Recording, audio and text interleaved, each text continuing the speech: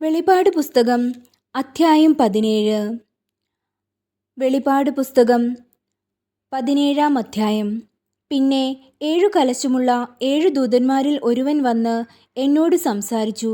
വരിക, ഭൂമിയിലെ രാജാക്കന്മാരോട് വേശ്യാവൃത്തി ചെയ്ത് തൻ്റെ വേശ്യാവൃത്തിയുടെ മദ്യത്താൽ ഭൂവാസികളെ മത്തരാക്കിയവളായി പെരുവെള്ളത്തിന്മീതെ ഇരിക്കുന്ന മഹാവേശ്യയുടെ ന്യായവിധി ഞാൻ കാണിച്ചു തരാം എന്നു പറഞ്ഞു.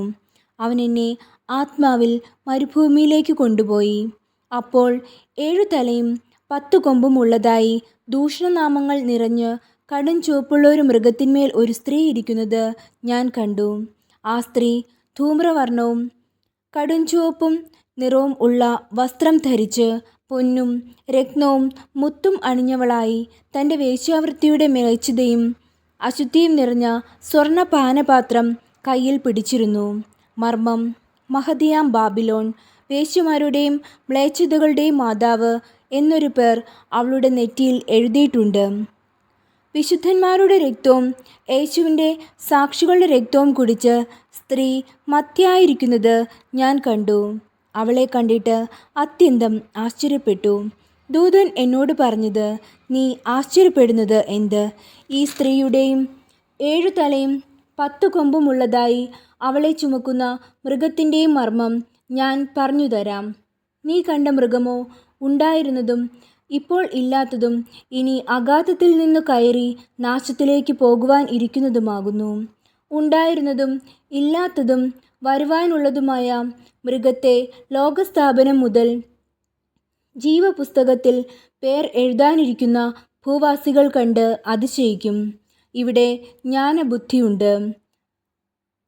തല 7 സ്ത്രീ ഇരിക്കുന്ന 7 മലയാകുന്നു. അവ 7 രാജാക്കന്മാരുമാകുന്നു. 5 പേർ വീണുപോയി. ഒരുത്തനുണ്ട്, മറ്റവൻ ഇതുവരെ വന്നിട്ടില്ല. വന്നാൽ പിന്നെ അവൻ കുറഞ്ഞൊന്ന് ഇരിക്കേണ്ടതാകുന്നു. ഉണ്ടായിരുന്നതും ഇല്ലാത്തതുമായ മൃഗം 8-മത്തവനും 7 വരിൽ ഉൾപ്പെട്ടവനും തന്നെ. അവൻ നാശത്തിലേക്ക് പോകുന്നു. നീ കണ്ട 10 കൊമ്പ് 10 രാജാക്കന്മാർ. അവർ ഇതുവരെ രാജ്യത്വം പ്രാപിച്ചിട്ടില്ല.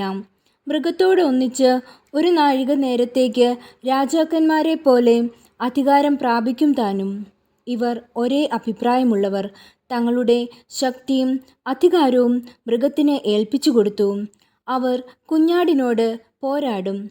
താൻ കർത്താതി കർത്താവും രാജാതി രാജാവും ആകൊണ്ട് കുഞ്ഞാട് തന്നോട് കൂടെയുള്ള വിളിക്കപ്പെട്ടവരും തിരഞ്ഞെടുക്കപ്പെട്ടവരും വിശ്വസ്തരുമായി അവരെ ജയിക്കും. പിന്നെ അവൻ എന്നോട് പറഞ്ഞത്, നീ കണ്ടതും വേശ്യ ഇരിക്കുന്നതുമായ വെള്ളം വംശങ്ങളും പുരുഷാരങ്ങളും ജാതികളും ഭാഷകളുമത്രേ. നീ കണ്ട 10 കൊമ്പും മൃഗവും വേശ്യയെ ദ്വേഷിച്ചും ശൂന്യവും നഗ്നവുമാക്കി അവളുടെ മാംസം തിന്നുകളയും. അവളെ തീ കൊണ്ട് ദഹിപ്പിക്കുകയും ചെയ്യും.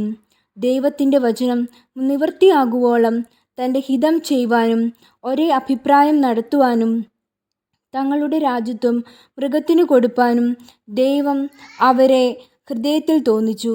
നീ കണ്ട സ്ത്രീയോ ഭൂരാജാക്കന്മാരുടെ മേൽ രാജ്യത്വമുള്ള മഹാനഗരം തന്നെ.